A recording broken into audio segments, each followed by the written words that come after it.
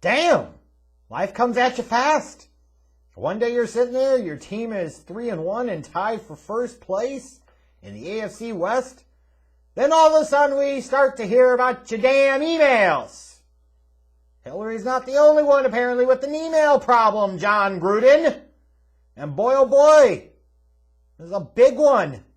Stretching back apparently over a decade, and who knows how much further before that.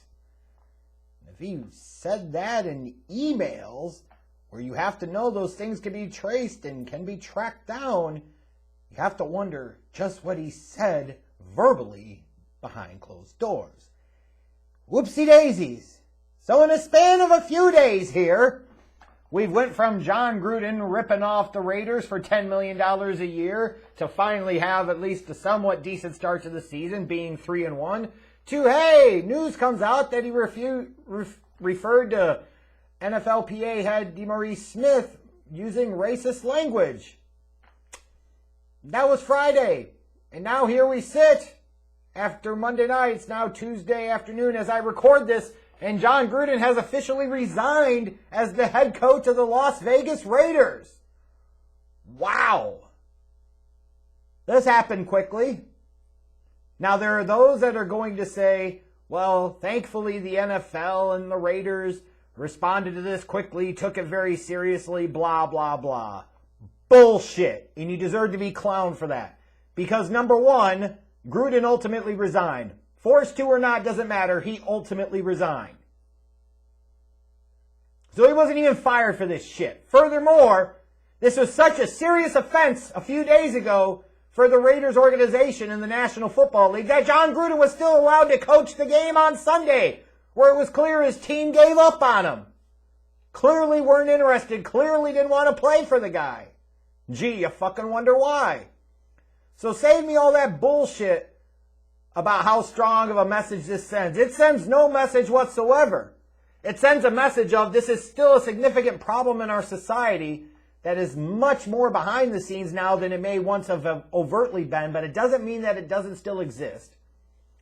It means that the only reason it matters is you fucking get caught. Makes you wonder why it took so long for him to get caught. Makes you wonder if somebody's been sitting on this for a while. I know, let's not get into the tinfoil hat stuff, but a hell of an excuse to get out of the last 6 years of that $10 million a year contract. That's all I'm saying. But let's not pretend like this is some great victory for anybody. This fucking sucks for everybody. It sucks for the Raiders organization, who did so much. Mark Davis himself spending almost a decade trying to lure Jon Gruden out of the Monday Night Football booth to come in and coach the Raiders again. Finally get him a few lame-ass disappointing seasons. And then this. The players. You know, people maybe made decisions to come play for the Raiders, to play for Jon Gruden, and then they find out who the hell he really is. The people that have been playing under him the past few years maybe saw some of this, maybe felt some of this, maybe they didn't, who knows? That's them that know that. But now they're there without a coach, and they're technically 3-2 and should be thinking about the playoffs, and instead they're having to deal with this shit. It's horrendous. Life comes at you fast. And to those of you that might sit there and say, this is an example of wokeness gone wrong, this is too much PC, no. Shut the fuck up. I understand that in the rush and push to create a more level playing field for everybody, to treat everybody more equally and more fairly, there certainly has been an absolute amount of course correctness that has went too far to where the world is too soft. It is too pussified. I completely and totally agree with that. You might go with the whole culture war crap of, oh, it's the PC police, da-da-da.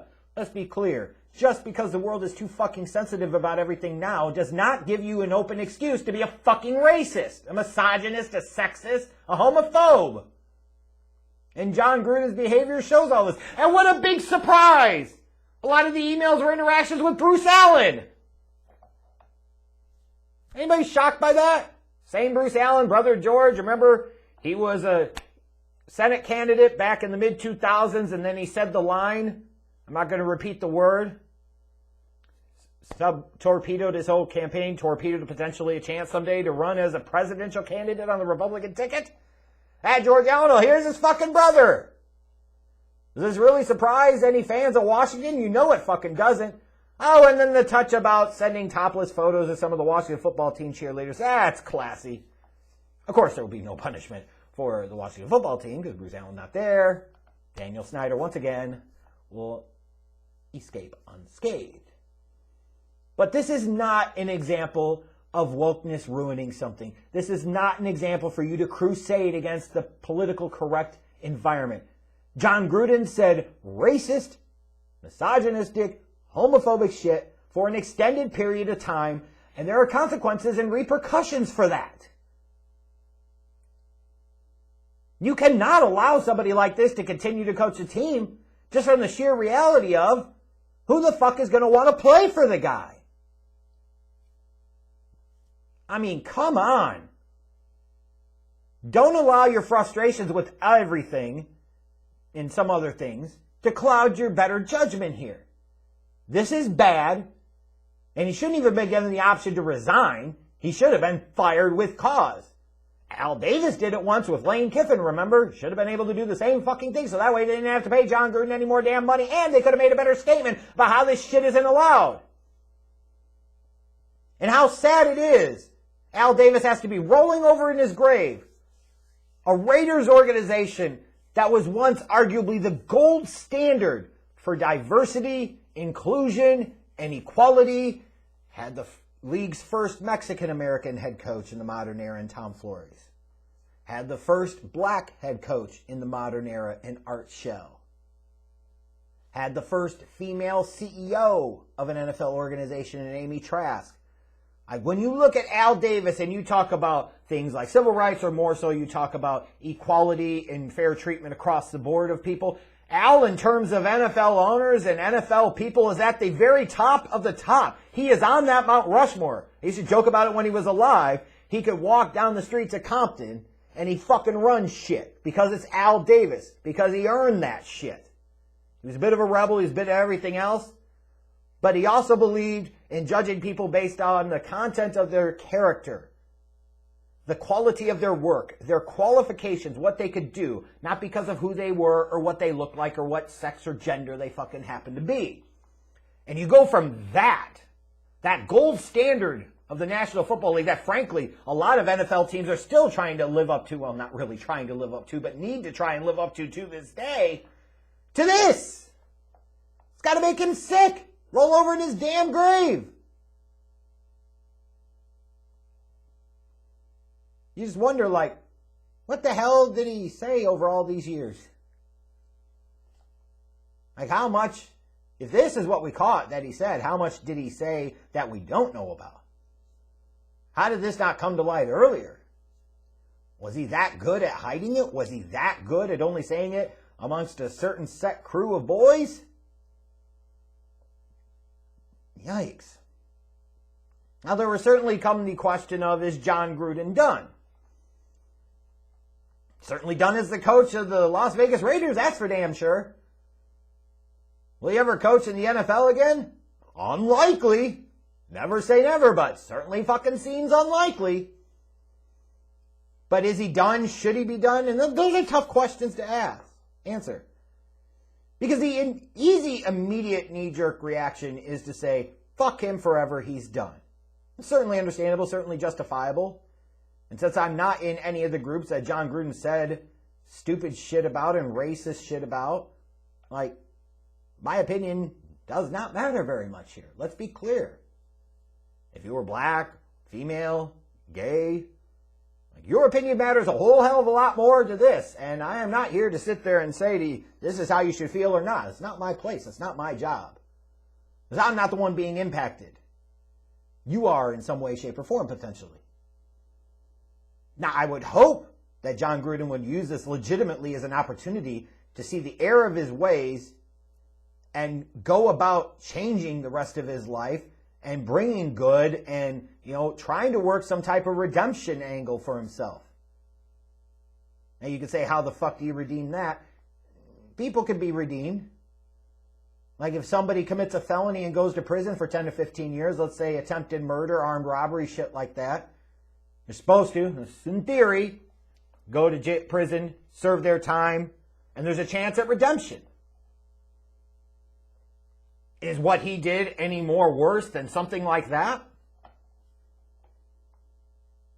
Now, if he sits there and shows absolutely no contrition, or he just shows like a phony baloney sense of understanding the gravitas of what he's done, and his remorse is fake, like, no, he should not be redeemed. People should not accept him. He should never be thought of in good light ever again. If he legitimately takes strides and makes efforts to do better and be better and learn and grow and help others learn and grow from his fuckery, and maybe he can be redeemed. And maybe for some people what he did was irredeemable. And again, it is not my place to judge. This is bad. And people sitting there and trying to minimize it or use it as some part of a larger thing, talking about culture wars or the PC police, really need to shut the fuck up on this one. There are other things that you could point to that you could say, hey, you look at like the Dave Chappelle comedy special that he just did. That was a whole bunch of hullabaloo about nothing. It wasn't a very good comedy special to begin with, let's be clear. And then on top of that, what he said in no way was controversial. And frankly, if you were offended by it, the problem is you.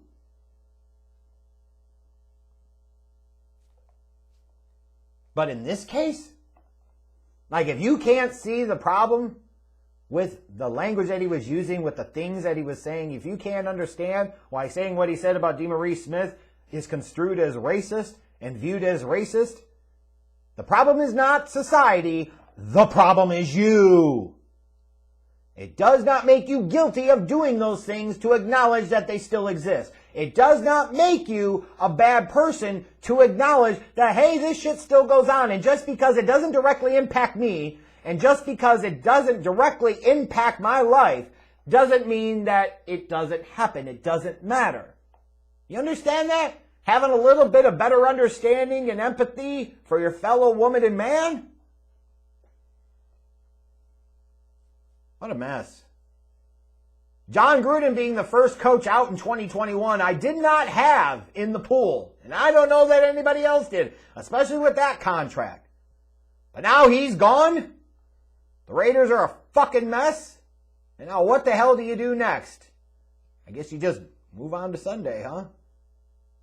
Try to play one game at a time and make it through this season? Oh boy. Yeah, not a good look. Obviously not a good look for Jon Gruden. Not a good look for the Raiders. Not a good look for the NFL. And not a good look for those that are trying to minimize this or pretend like this isn't as big of a deal as it honestly really is. Come on. Be better than that. It's okay to admit that some fucked up people say some fucked up shit in this world, okay?